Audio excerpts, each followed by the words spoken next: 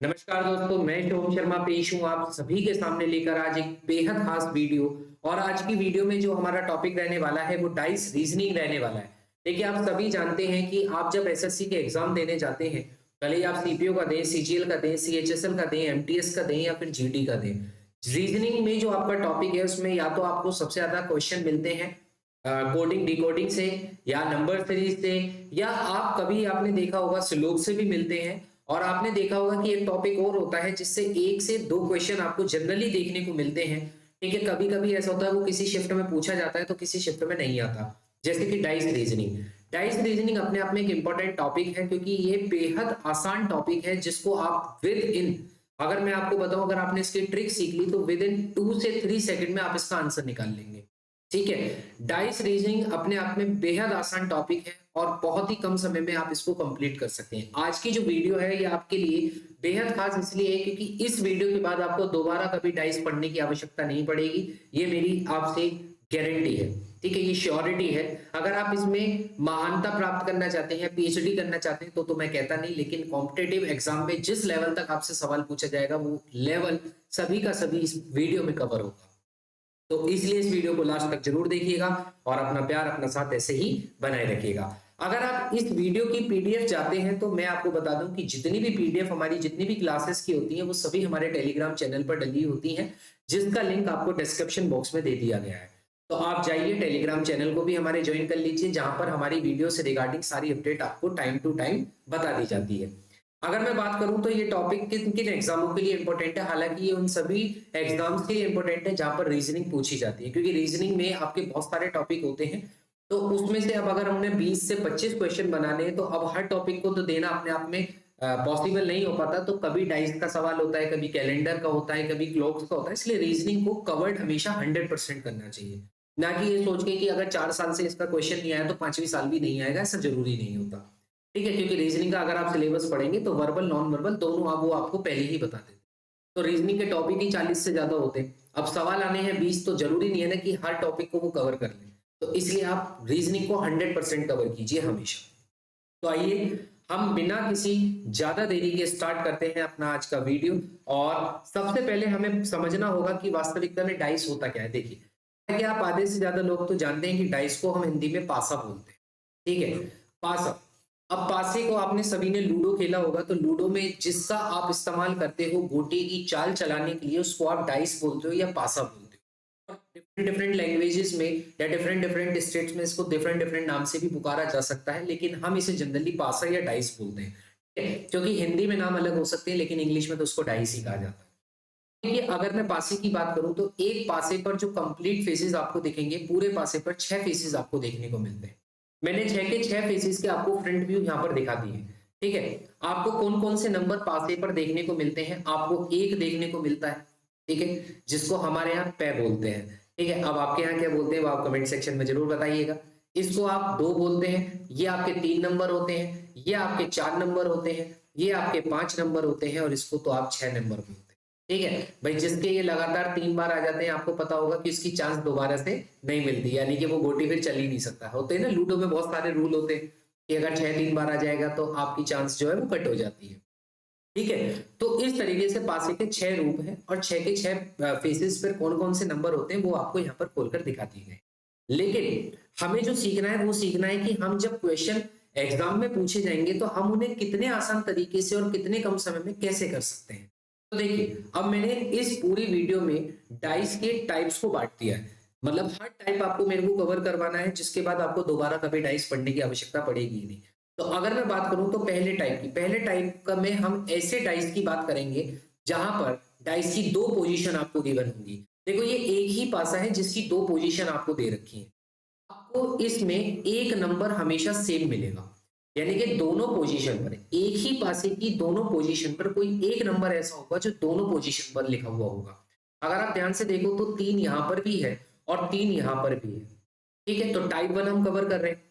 देखो, जब किसी भी 2 पोजीशन पर एक नंबर आपको सेम मिल जाए तो आपको क्या करना है? अब आपको या तो क्लॉकवाइज या फिर एंटी क्लॉकवाइज, 2 डायरेक्शन में से कोई भी एक डायरेक्शन को फॉलो करना है। अगर मैं क्लॉकवाइज की बात करूं तो क्लॉकवाइज का मतलब होता है घड़ी की चाल में, और एंटी क्लॉकवाइज का मतलब होता है घड़ी की विपरीत चाल में। अगर आप घड़ी को देखेंगे तो ये हमारी घड़ी है और घड़ी की जो चाल होती है वो ऐसे होती है, इसको हम बोलते हैं क्लॉकवाइज। क्या बोलते हैं? क्लॉकवाइज। अगर आप घड़ी की विपरीत चाल की बात करेंगे तो घड़ी, देखो घड़ी में जो सुई चलती है वो ऐसे चलती है, हमें घड़ी की विपरीत चाल में जाना है तो घड़ी की विपरीत चाल ये होगी जिसको हम बोलते हैं एंटी क्लॉकवाइज। क्या बोलते हैं? Anti clockwise. तो आप किसी भी डायरेक्शन का यहाँ पर इस्तेमाल कर सकते हैं। अब जैसे 3 ऐसा नंबर है जो डाइस की दोनों पोजीशन पर पाया गया। अब हमें क्या करना है, इस 3 को पकड़ना है और हम किसी भी डायरेक्शन को फॉलो कर सकते हैं। हम एंटी क्लॉकवाइज भी कर सकते हैं, क्लॉकवाइज में। मैं क्लॉकवाइज फॉलो कर रहा हूँ, ठीक है। तो देखो 3 को पकड़ के और इसको क्लॉकवाइज घुमा दो, घुमा दिया। ऐसे ही जो दूसरे पासे पर आपको या दूसरी पोजीशन पर जो नंबर आपको मिला है उसको भी आप क्लॉकवाइज घुमा दो, घुमा दिए, ठीक है। अब जब आपने 3 को पकड़ के क्लॉकवाइज घुमाया तो देखो 3 के बाद कौन सा नंबर आया होगा क्लॉकवाइज में? 3 के बाद कौन सा नंबर आया? 4। और 4 के बाद क्लॉकवाइज में कौन सा नंबर आया? 2। ये पहली पोजीशन थी। अब दूसरी पोजीशन को देखो, जब आपने 3 को पकड़कर क्लॉकवाइज घुमाया तो 3 के बाद कौन सा नंबर आया? 5। और 5 के बाद कौन सा आया? 6। देखो 3 के बाद 5 आएगा और 5 के बाद 6 आएगा। अब ये जो आपके नंबर यहाँ पर लिखे हुए हैं ये एक दूसरे के ऑपोजिट ऑर्डर है, यानी कि 4 के अपोजिट 5 होगा और 2 के अपोजिट 6 होगा। यानी कि जो 4 होगा, 4 के अपोजिट क्या नंबर लिखा हुआ होगा? अपोजिट का मतलब है कि अगर 4 मेरे तरफ, यानी कि जो मेरी तरफ फेस है, अगर 4 उस पर लिखा हुआ है तो इसके बैक वाले जो फेस पर होगा, इसके बैक वाले जो फेस की बात करूं, जो इसके बैक साइड होगा वहां पर क्या लिख रहा होगा? 5 लिख रहा होगा, ठीक है। तो 4 और 5 क्या है? ऑपोजिट ऑर्डर है, एक 4 आगे है तो 5 पीछे है, ठीक है। ऐसे ही 2 और 6 की बात करें तो 2 अगर लेफ्ट में लिख रहा है तो राइट में उसके क्या लिख रहा होगा? 6 लिख रहा होगा। अगर 2 यहाँ पे लिख रहा है तो इसके इस वाली पोजीशन पर राइट साइड 6 लिख रहा होगा। तो 2 और 6 आपस में क्या है? ऑपोजिट ऑर्डर है, ठीक है। जो मैं बता रहा हूँ बहुत ध्यान से आप समझते रहेंगे। अगर एक ही नंबर कॉमन है दोनों पोजीशन पर तो आपको या तो क्लॉकवाइज या एंटी क्लॉकवाइज दोनों में से कोई भी डायरेक्शन उठा लेनी है और इस तरीके से उन्हें लिख देना है। अब जो नंबर के सामने नंबर लिखा हुआ होगा वही उसका ऑपोजिट ऑर्डर होगा। अब सवाल होगा कि 3 का ऑपोजिट ऑर्डर क्या होगा? अब 3 के आगे, 3 के सामने तो 3 ही लिखा हुआ, तब क्या 3 का अपोजिट 3 हो सकता है? नहीं जी। अभी मैंने आपको बताया था कि किसी भी पासे में यही 6 आपके नंबर देखने को मिलेंगे, तो 3 तो यहाँ पर 2 बार लिखा हुआ भी नहीं है, तो 3 का जो ऑपोजिट होगा, अब जाहिर सी बात है कोई एक नंबर है जो आपको यहाँ पर नहीं दिख रहा और वो एक नंबर कौन सा है? 1। तो इसका मतलब है कि 3 का जो ऑपोजिट होगा वो क्या होगा? 1। बस इसी चीज का सारा खेल है कि आपको ऑपोजिट ऑर्डर ही पता लगाना है कि कौन किसके ऑपोजिट होगा।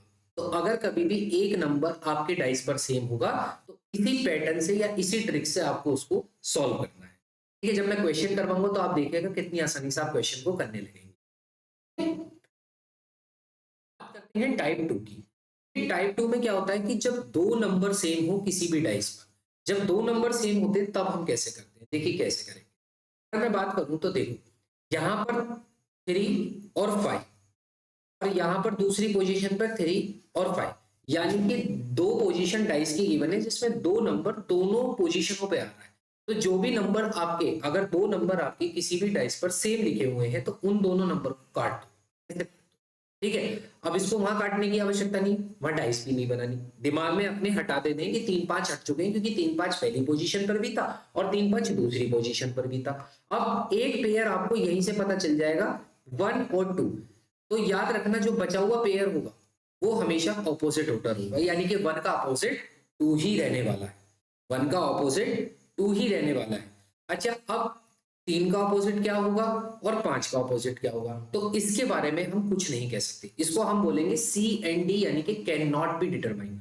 आप इस बात को डिटरमाइन नहीं कर सकते कि 4 या 6 में से कौन सा 3 का अपोजिट होगा और कौन सा 5 का अपोजिट होगा। तो जब किसी भी 2 पोजीशन पर कोई भी 2 नंबर आपको सेम मिलते हैं तो केवल वहां पर आप एक ही ऑपोजिट ऑर्डर पता लगा सकते हैं, बाकी बचे हुए 2 ऑपोजिट ऑर्डर को आप कभी पता नहीं लगा पाएंगे, इसलिए उसका आंसर हमेशा सी एंड डी होगा, यानी कि कैन नॉट डिटरमाइन, ठीक है।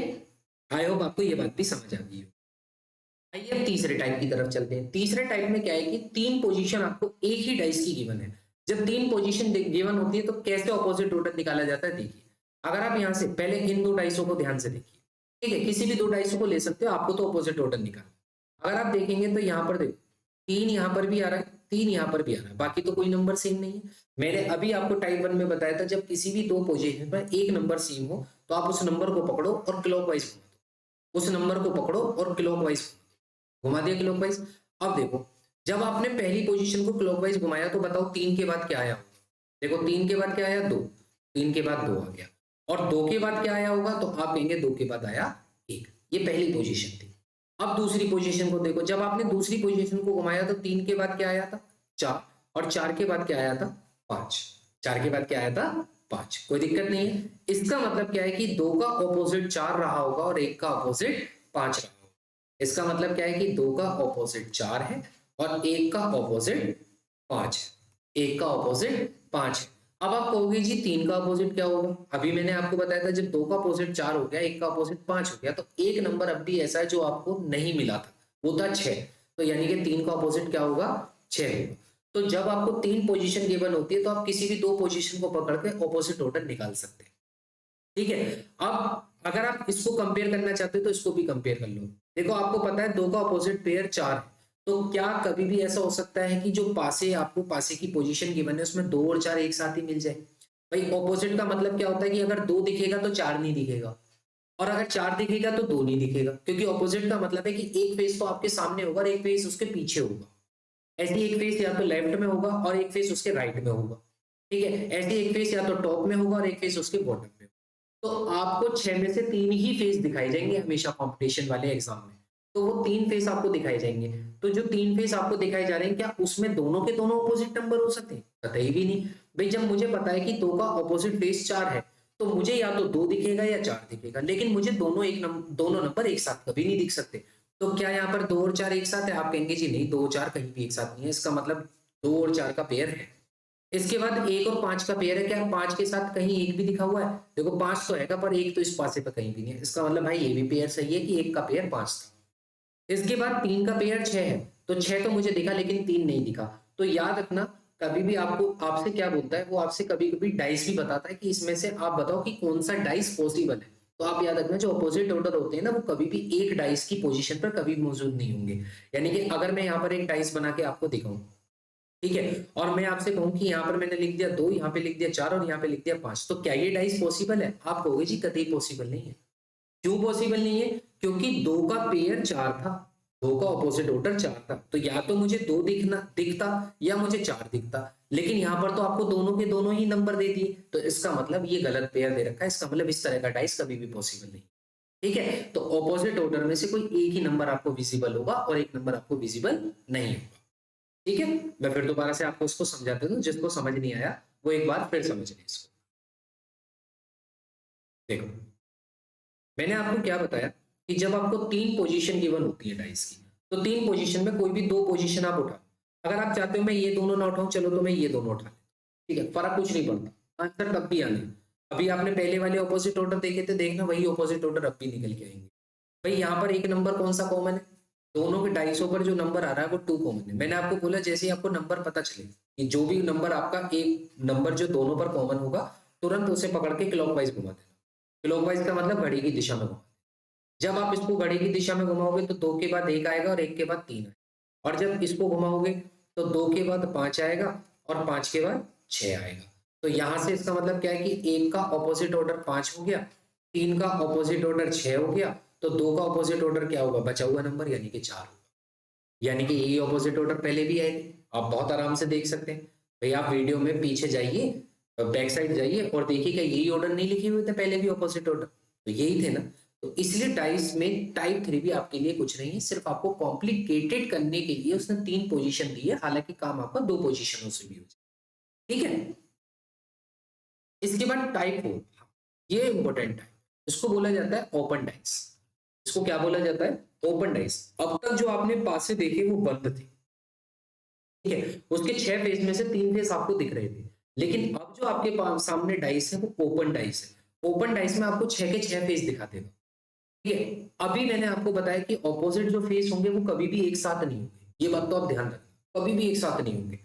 तो इसके आसान ट्रिक क्या होती है कि देखो इसमें ऑल्टरनेट पेयर ढूंढने होते हैं। जैसे 2 है तो 2 का अपोजिट कभी भी एक नहीं हो सकता, कभी भी एक नहीं हो सकता, यानी कि हमेशा 2 का अपोजिट 4 रहेगा, क्योंकि 4 का अपोजिट 6 नहीं हो सकता, इसलिए 1 का अपोजिट हमेशा 6 रहेगा। और जो ये नंबर साइड के बचे जाते हैं ये एक दूसरे के अपोजिट, तो यानी कि 2 का अपोजिट क्या बना? 4। 1 का अपोजिट क्या बना? 6। और 3 का अपोजिट क्या बना? 6। क्या बना 5। तो इसमें आपको हमेशा ऑल्टरनेट पेयर ढूंढने, ठीक है। देखो मैं फिर दोबारा से समझाता हूँ क्योंकि ये आपके लिए थोड़ा सा नया हो सकता है। देखो जैसे यहाँ 2 है, मुझे पता लगाना है कि 2 का ऑपोजिट पेयर कौन सा होगा। तो आप हमेशा रखना कि ऑपोजिट पेयर कभी भी एक साथ लाई नहीं करते, कभी भी एक साथ तो बिल्कुल नहीं होने वाले। तो यानी कि 2 का ऑपोजिट कभी भी 1 नहीं हो सकता और 4 का ऑपोजिट कभी भी 6 नहीं हो सकता। तो इसका मतलब 2 का ऑपोजिट 1 को छोड़कर अगला नंबर। ऐसे ही अगर 1 की बात करूं तो 1 का अपोजिट कभी भी 5 नहीं होगा और 3 का अपोजिट कभी भी 6 नहीं होगा क्योंकि एक साथ तो कभी आते ही नहीं है। तो 1 का जो अपोजिट होगा वो 4 को छोड़कर क्या होगा 6 होगा। अगर 2 का अपोजिट 4 है, 1 का अपोजिट 6 है, तो मुझे बताओ फिर 3 और 5 एक दूसरे के अपोजिट नहीं हो जाएंगे? क्यों जी? हो जाएंगे या नहीं हो जाएंगे? भाई एक पासे में 6 ही तो फेस होते हैं। तो जब 4 फेसेस हम कवर कर चुके हैं तो बाकी बचा हुआ जो 2 फेस है वो तो एक दूसरे का अपोजिट ऑर्डर ही है। तो 3 और 5 एक दूसरे के अपोजिट ऑर्डर हो जाएंगे। ठीक है, आगे वाली बात समझ। तो आपको मैंने चारों के चारों टाइप के क्वेश्चंस जो इसमें पूछे जाते हैं मैंने चारों टाइप्सों से आपको अवगत करवा दिया। अब हम स्टार्ट करते हैं अपने क्वेश्चंस से। हमारे सामने पहला क्वेश्चन आता है। दिमाग से अगर आपको समझ आया तो वीडियो को पॉज करो और खुद निकालो, ठीक है। ज्यादा टाइम नहीं लगेगा, बहुत आसानी से हो जाएंगे। देखो मैं फिर करवाता हूँ। अब जैसे आपने देखा कि 4 यहाँ पर भी है, 4 यहाँ पर भी है, यानी कि यहाँ पर डाइस की 2 पोजीशन है जिस पर एक नंबर सभी पर है। जैसे ही एक नंबर मिलता है तो मैंने आपसे कहा पकड़ के घुमा दो। कैसे घुमा दो? क्लॉकवाइज घुमा दो।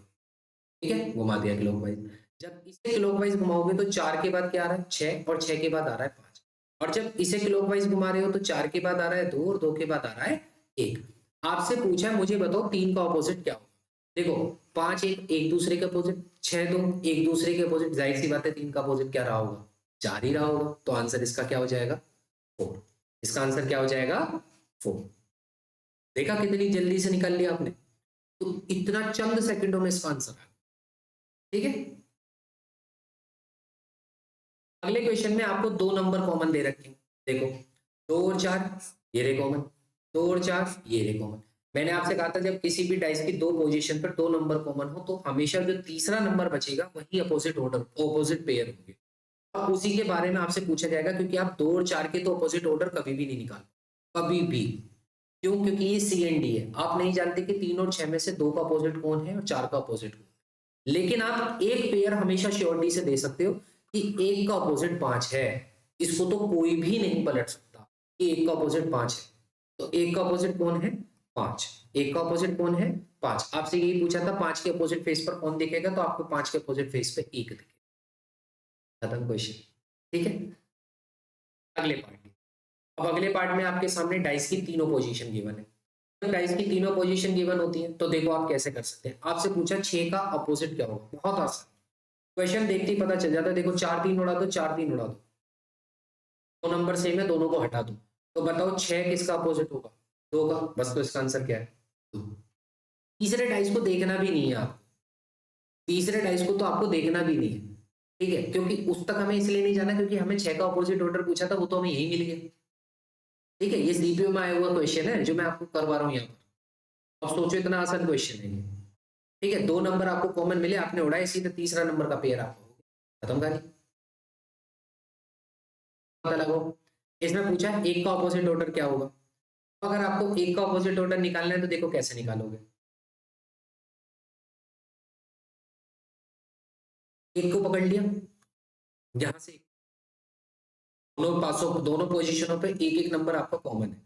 आपने 1 को पकड़ के क्लॉकवाइज घुमा दिया, 1 को पकड़ के क्लॉकवाइज घुमा दिया। तो क्या क्या पेयर निकल गया, 1 के बाद 2 आ रहा है, 2 के बाद 3 आ रहा है। दूसरे वाली पोजीशन पे 1 के बाद 6 आ रहा है, 6 के बाद 5 आ रहा है। अब अगर 3 का ऑपोजिट 5 है, 2 का ऑपोजिट 6 है, तो 1 का ऑपोजिट तो बचा हुआ नंबर होगा ना, और बचा हुआ नंबर कौन है 4। तो इसका आंसर क्या है ए ऑप्शन 4। और इस क्वेश्चन का क्या है राइट आंसर। देख रहे हो कितना आसान है। और मैं डैम श्योर कह रहा हूँ कि आपको इस समय आसान लग रहा होगा डाइस रीजनिंग। ठीक है, तो यही छोटी छोटी ट्रिक्स हैं जिसके बाद डाइस दोबारा कभी पढ़ना ही नहीं पड़ेगा। ठीक है, देखो अब ये अल्फाबेटिकल में दे दिया हमने क्वेश्चन। अब अल्फाबेट में भी वही लॉजिक है, एक नंबर एक अल्फाबेट को देखो या दो अल्फाबेट को देखो। आपसे पूछ रहा है ए का ऑपोजिट क्या होगा। क्या पूछा है हमसे कि ए का ऑपोजिट क्या होगा। भाई यहाँ पर देखो ई इस पर भी आ रहा है, ई इस पर भी आ रहा है, कोई दिक्कत तो नहीं है। आपको एक ही नंबर पकड़ना है, आपने पकड़ लिया। इसको पकड़ा क्लॉकवाइज घुमा दिया, इसको पकड़ा क्लॉकवाइज घुमा दिया। जैसे ही क्लॉकवाइज घुमाओगे तो पहली पोजीशन पर क्या आ रहा है, पहली पोजीशन पर ई के बाद आ रहा है डी और डी के बाद आ रहा है ए। दूसरी पोजीशन की बात करूं तो ई के बाद आ रहा है सी और सी के बाद आ रहा है डी। तो इसका मतलब आपसे पूछा था ए का ऑपोजिट क्या होगा, तो बताओ ए का ऑपोजिट क्या होगा, डी। बिल्कुल सही, आपने बिल्कुल सही आंसर निकाला, ए का ऑपोजिट क्या होगा, डी। ठीक है, आई होप आपको ये क्वेश्चन भी समझ आ गया। अब अगला क्वेश्चन जो आपके सामने आता है ये है ओपन डाइस। ओपन डाइस के क्वेश्चन को कैसे करते हैं मैंने आपको बताया, पहले आप क्या करना, ई का ऑपोजिट क्या हो सकता है, क्या ई का ऑपोजिट एक्स हो सकता है, आप कहेंगे बिल्कुल नहीं, ऑपोजिट तो एक साथ कभी भी नहीं होंगे।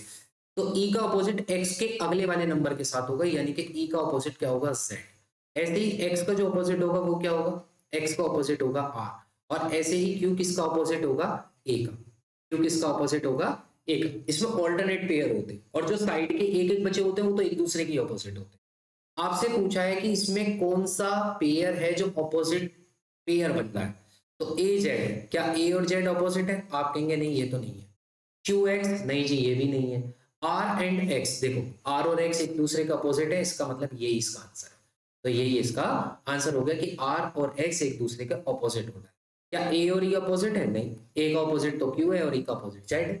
तो आपको अपोजिट पेयर इसमें ढूंढना था, ये भी आपका सीपीओ में पूछा हुआ क्वेश्चन है। इसे करिए, इसमें आपको पूछा गया है कि कौन सा अपोजिट पेयर इसमें होगा, तो देखो वही तरीका, परसेंटेज का अपोजिट, परसेंटेज का अपोजिट कौन होगा, हैश। एट द रेट का अपोजिट कौन होगा, एट द रेट का अपोजिट प्लस। और साइड साइड वाले तो एक दूसरे के अपोजिट होते हैं, डॉलर साइन का अपोजिट कौन होगा, एट। आपसे पूछा कौन सा अपोजिट पेयर होगा, क्या फर्स्ट प्लस और एट द रेट एक दूसरे का अपोजिट है, देखो प्लस और एट द रेट एक दूसरे के अपोजिट है, बस तो आपको अगला चेक करना है जब पहले ही आपको अपोजिट पेयर मिल गया, तो यही इसका आंसर है। ठीक है, देख रहे हो कितने आसान आपके डाइस के क्वेश्चन हो रहे हैं। और यकीन मानिए इसके बाहर डाइस पूछी ही नहीं जाएगी, जो मैं बता रहा हूँ इसके बाहर आएगी भी नहीं, आप एसएससी के किसी भी एग्जाम में बैठ जाएगा।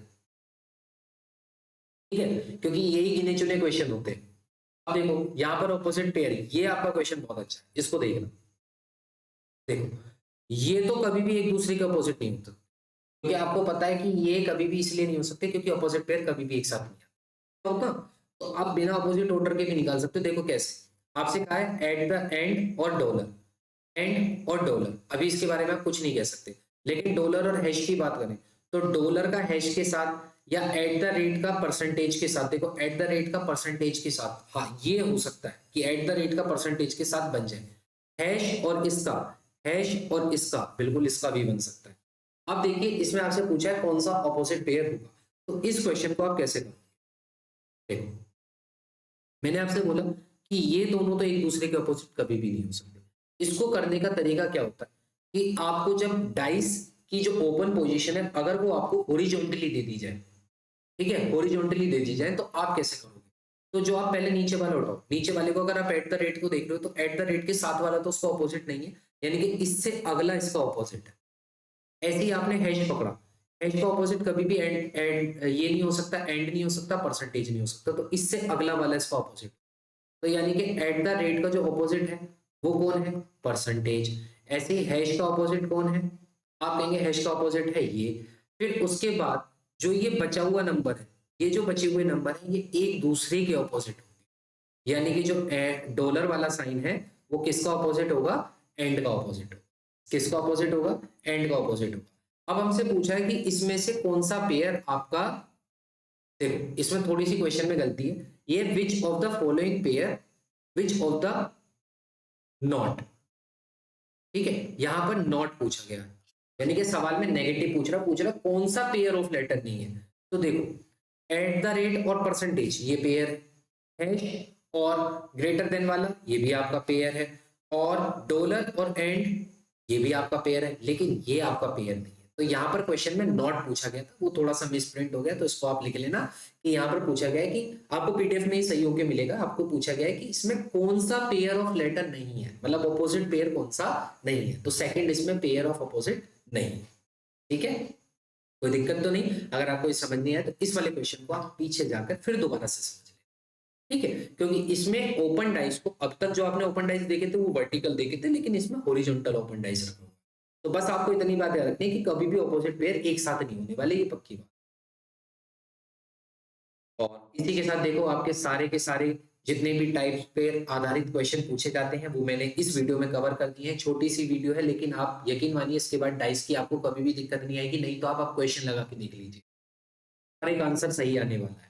ठीक है, और अगर आपको वीडियो अच्छी लगी है तो वीडियो को लाइक जरूर कीजिएगा, शेयर जरूर कीजिएगा, और जिस किसी ने भी अभी तक चैनल को सब्सक्राइब नहीं किया वो चैनल को सब्सक्राइब जरूर कीजिएगा।